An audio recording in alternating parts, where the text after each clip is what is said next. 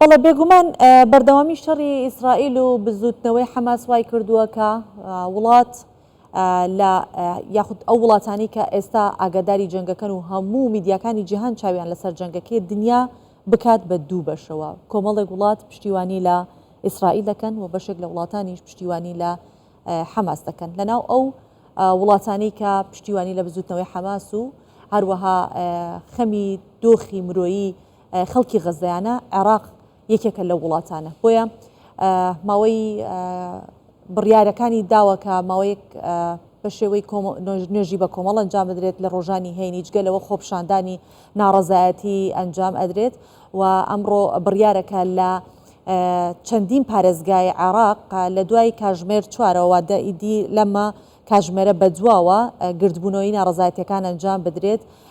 دیارە کۆبوونەوەی فراوان ئەکرێت ناڕەزایەتی خۆپشاندان ئەنجام بدرێت. دەمانوێت سەبارەت بەم بابەتە لەگەڵ کازم ئەلحاج شرۆڤەکاری سیاسی و سەربازی لە بەغداوە گفتوگۆ بکەین. ئەم کاتتان باش بەڕێز کازم. پێتان وایە کە ئەم جەنگە وەکو شرۆڤەکارێکی سیاسی چۆن خوێندنەوەی بۆ دەکەن کە بۆ ماوەکەی چەندێک درێژە دەخانێت بەم زوویە ئەتوانین بڵێن ئاگری ئەم شەڕە کپ ئەبێتەوە ئیدی لەوە زیاتر کڵپە ناکات؟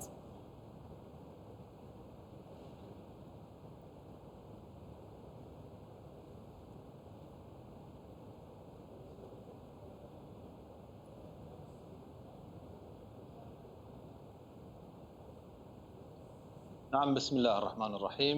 بەناوی خوای گەورە سڵاو لە ئێوە و لە سەرجەم کارمەندان و بینەرانی کوردستان 24 لە ڕاستیدا سەرجەم هاریکاریەکان نێوان ئیسرائیل و ئەمریکا و بەتایبەتی کاتێک فەرەنسا و بەریتانیاش پاڵپشتی دەکرێن لەن وڵاتانەوە پاڵپشتی دەکرێت تەنانەت لەسەر زمانی سەرۆکۆزناژ ئەوە دەبینین کە ئەم شەڕە لە دژی گەلی فەڵەستین و بە شێوەیەشی تایبەتیش لەسەر کەرتی غەزە شەڕێکی کورتخایەن نابێت واتە درێژەی دەبێت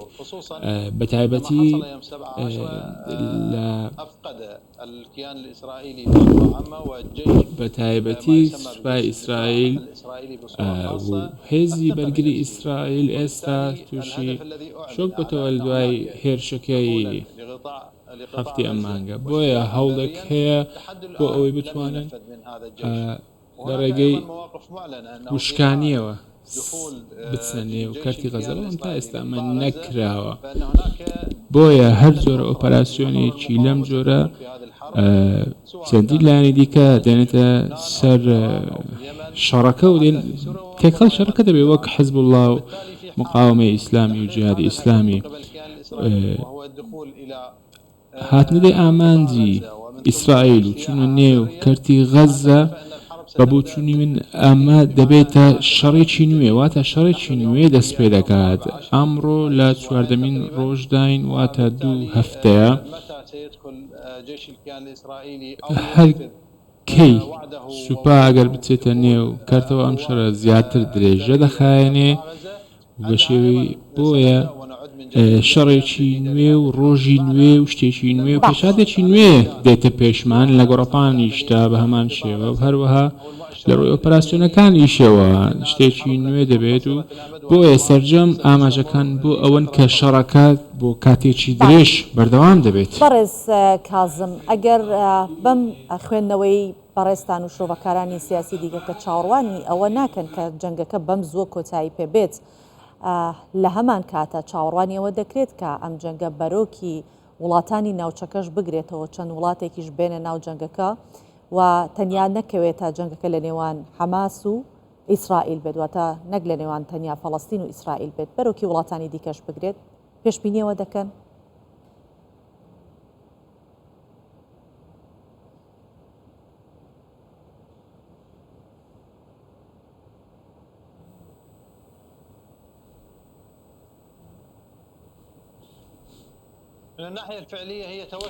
لە ڕووی کردەیەوە دەتوانین بڵێنکەوە زیاتر فراوان دەبێت واتە خۆتەزان 3 ڕۆژ بەر لە ئێستا هێزەکانی مقاومە ناوچەکانیان کردووەتە ئامانج بۆ ئێستا دەتوانین بڵێن شەڕەکە فراوانی بەخۆیەوە بینیوە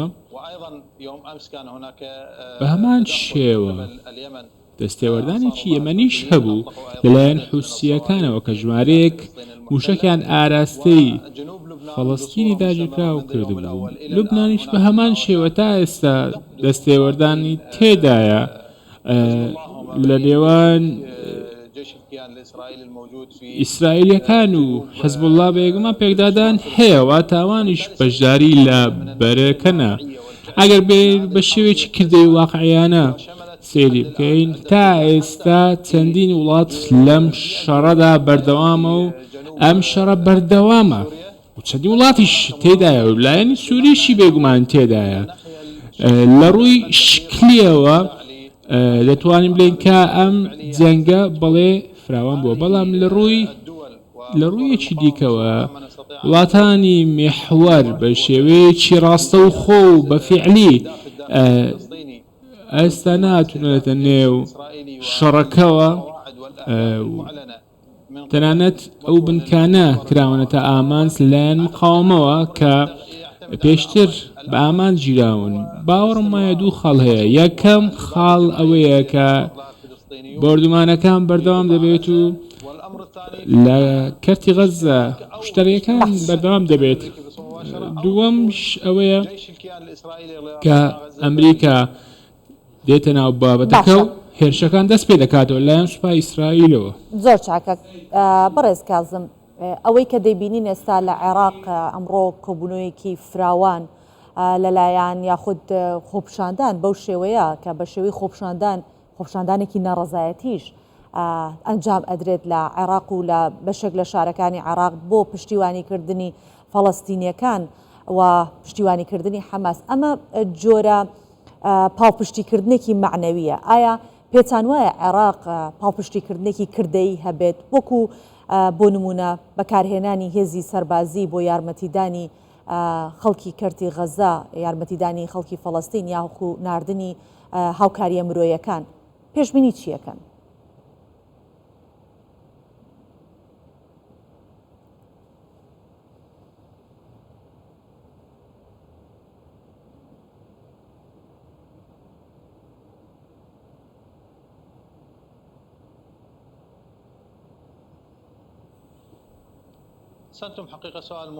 ئەمە پرسیارێکی گرنگ و پێویستە بە بۆچین سەرجەم خۆپشاندانەکان بێگومان پاڵپشتێکی معنەویە و دەنجی خەڵکی عێراق بە شێوەیەکی گشتی دەگەیەنێتە سەرجەم دام دەستگان نێودەوڵەتیەکان سەرڕای ئەوەی کەوا خۆیان لەم پرسە دوور کردوێتەوە. بەڵام لە ڕووی هاوکاریەکانەوە سێ جۆر هاوکاری هەیە. یەکەمیان هاوکاری سەربازیە. بە بۆچوونی من ئەمە کێشەیەکی جیاوازە و پەیوەندی بەتوانەوە هەیە و خۆتان زان حەماس لەم بارەیەوە جێگەی باسە و دەتوانین ئاماژەی پێ بدەن و پژگیری سەربازی پێشکەشی کەتایبەکانی قەسام دەکرێت کە لایەنی بەرەی چەکداریە. پاڵپشتی دووەم پاڵپشتی داراییە. حکوومەتیش لەم بارەیەوە هەڵوێستی خۆی ڕوونە و ئامادەیە کە پاڵپشتی لە خەڵکی فەڵەستین و بە شێوەیەکی تایبەتیش بۆ کەرتی غەزە دابیم بکات و پاڵپشتی بکات لە ڕێگەی میسرەوە. بەشی سێیەم و پاڵپشتی سێیەمیش جوڵەی دیبلۆماسیە کە حکوومەتی عێراق دەتوانێت لە ڕووی دیبلۆماسیەوە ئەم پرسە بوروژێنێت. بێگومان ئەمە پرسێکی زۆرش گرنگە. خۆتان دەزانن وەزیری دەرەوەی عێراق سەرەڕای سەرجەم بەیاننامەکانی دیکەش ئاماژەی بەوە کردبوو بەڕێز وەزیری دەرەوە کە ئەوەی ڕوودات کۆمەڵکوژیە لەلایەن فەڵەستینەوە بۆ کەرتی غەزە. چوار بەرەی جیاوازش هەیە لە ڕووی و ئاماژەم پێدا. بۆیە ئێستا پاڵپشتی سەربازی دەکرێت و ئەوانی دیکەش بە هەمان شێوە بەردەوام دەبێت. چونکە خۆتان زان عێراق ئامادەیە لە سەرجەم بوارەکاندا پاڵپشتی لە کەرتی غەزە بکات لە پێناو ڕاگرتنی ئەم شەڕە. بەڵێ سپاس دەکەین کازم الحاج شۆڤەکاری سیاسی و سەربازی لە بەغداوە لەگەڵمان بوویت. سپاس.